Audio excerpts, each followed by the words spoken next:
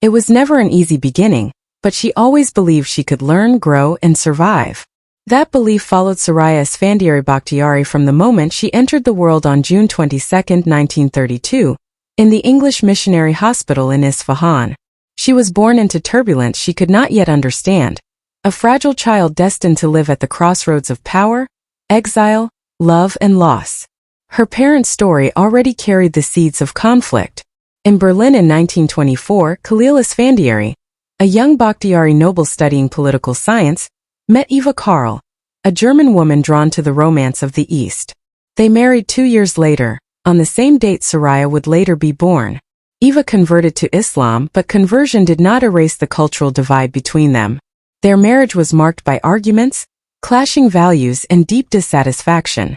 Khalil remained rooted in tribal pride and Persian tradition, while Eva longed for European freedom and refinement. Even as a small child, Soraya absorbed the tension of slammed doors and raised voices, wounds that would quietly shape her inner world. When Soraya was still an infant, political danger forced the family into flight. Reza Shah's brutal campaign against tribal elites targeted the Bakhtiari, stripping them of power, wealth, and influence. Khalil lost his status and income, and the family escaped Iran, traveling through the Caucasus and eventually returning to Berlin.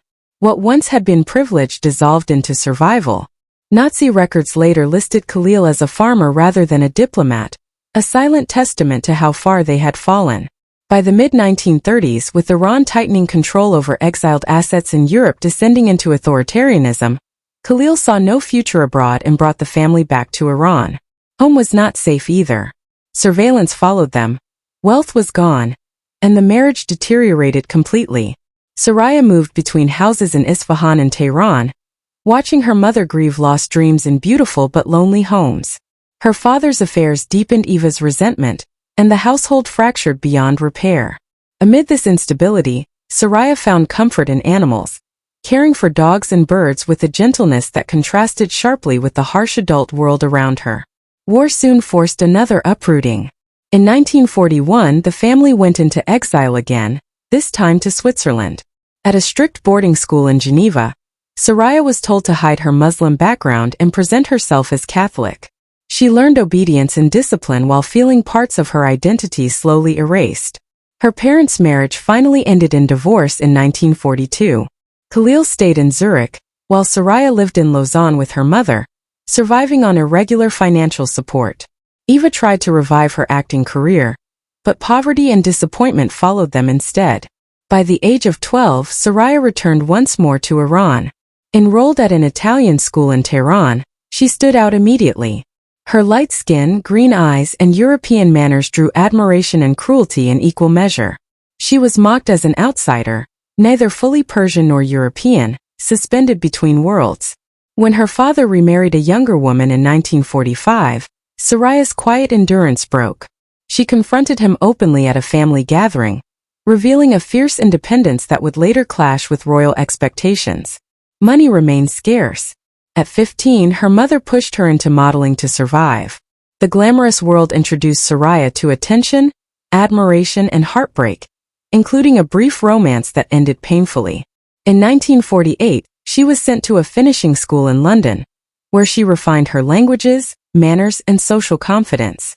Behind the polished surface, she tested boundaries, attending secret parties and exploring freedoms that shocked her conservative relatives when gossip reached home. Her return to Tehran changed everything. Drawn into elite salons by relatives, Soraya caught the attention of Princess Ashraf Pahlavi, the Shah's powerful twin sister. Sophisticated, bilingual, and striking, Soraya seemed perfectly suited to represent a modern Iran.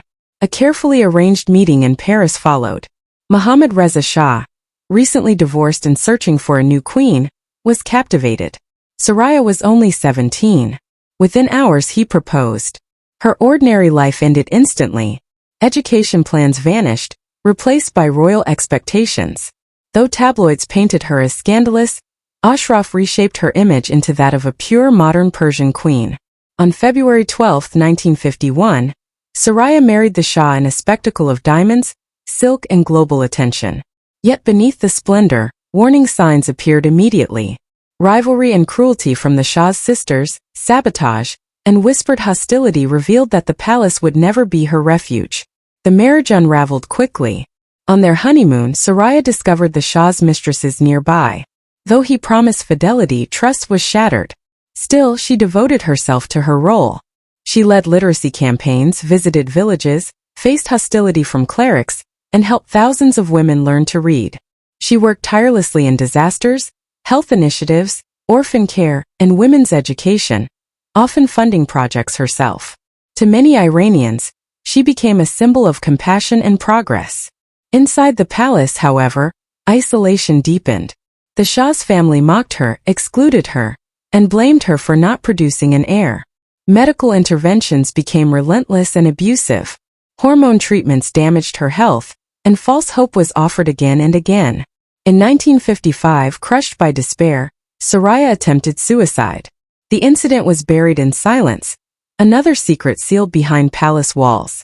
Her defiance grew as her suffering intensified.